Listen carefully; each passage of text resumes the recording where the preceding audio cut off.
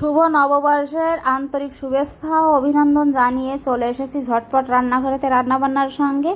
এখানে শোল মাছ ইলিশ মাছ কেটে ধুয়ে পরিষ্কার করে নিয়েছি, সঙ্গে মেটে আলু কেটে ধুয়ে নিয়েছি।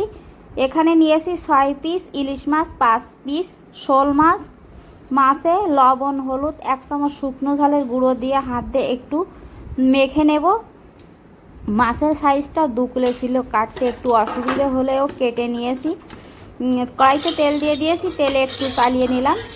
এবার মাছগুলো ভাজি করে নামিয়ে নেব। নিয়েছি চুই, ননিতাল থেকে নিয়ে এসেছিলাম। এবার জিরে বেটে নেব। মাছ ভাজি হয়ে গেছে, নামিয়ে নিলাম।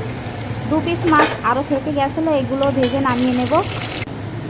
সময়ের ঝালগুলোতে একটুও ঝাল নয়, এজন্য সব সবজিতেই শুকনো ঝালের গুঁড়ো দিতে হচ্ছে। তো মাছ 2 পিস ভাজি করে নামিয়ে নিয়েছি। একই কড়াইতে দিয়ে দিলাম মেটে আলু, একটু নাড়িয়ে চাড়িয়ে দিলাম 1 চামচ শুকনো ঝালের গুঁড়ো, 1 চামচ লবণ, 1 চামচ হলুদ, একটু নাড়িয়ে চাড়িয়ে কাঁচা লঙ্কা বাটা দিয়ে একটু নাড়িয়ে চাড়িয়ে দিলাম গরম জল। ছোটোবেলায় বাবাকে বলতে শুনেছি, বছরের প্রথম দিন ভালো মন্দ খেলে নাকি পুরো বছরটাই ভালো মন্দ খাওয়া যায়। 2 পিস চই দিয়ে দিয়েছি, একটু আদা বেটে নিলাম, সবজি ঢাকা দিয়েছিলাম, ঢাকন সরিয়ে একটু নাড়িয়ে চাড়িয়ে মাছ দিয়ে দিলাম সবজিতে। এবার একটু জ্বালিয়ে তাড়কার জন্য নামিয়ে নিয়েছি।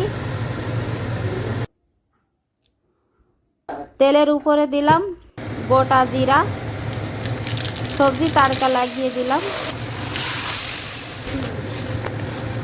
একটু চালিয়ে উপরে গোটা গরম মশলা পাউডার ছড়িয়ে দিলাম। শোল মাছতে আলু সবজি খেতে দারুণ লাগবে। সবজি তৈরি হয়ে গেছে, এবার নামিয়ে নেব।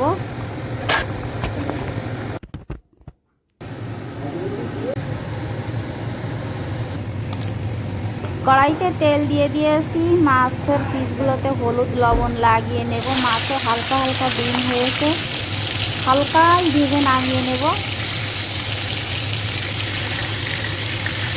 সরষা ইলিশ করতে চেয়েছিলাম কিন্তু করলাম না, হালকা একটু ভাজি করে ঝোল তৈরি করব মাছের।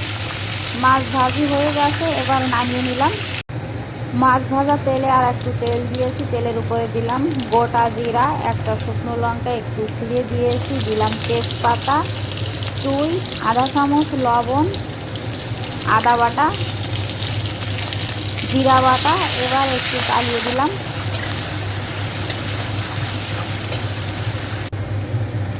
কালারের জন্য দিয়েছি আধা চামচ দিঘি লাল মির্চি, একটু চালিয়ে দিলাম। দিলাম কাঁচা লঙ্কা। মশলার তেল ছেড়ে দিয়েছে, এবার মাছ দিয়ে একটু মশলার সঙ্গে মিলিয়ে নেব। দিলাম 1 গ্লাস পরিমাণ গরম জল। সবজিতে জাল উঠে গেছে, একটু চিনি উপরে ছড়িয়ে দিলাম। 1 গ্লাস পরিমাণ দুধ। এবার একটু নাড়িয়ে চাড়িয়ে ঢাকন দিয়ে ঢাকা দিলাম, ঢাকন সরিয়ে নিলাম। একটু চালিয়ে গোটা গরম মশলা পাউডার উপরে ছড়িয়ে দিলাম। ভাত তো হয়ে গেছে, আজকে রান্না করেছি তাহলে মেটে আলুর সবজি, ইলিশ মাছের ঝোল, ইলিশ মাছের পেটা ভাজা। রান্না বান্না এখানেই শেষ করলাম। সকলে ভালো থাকবেন।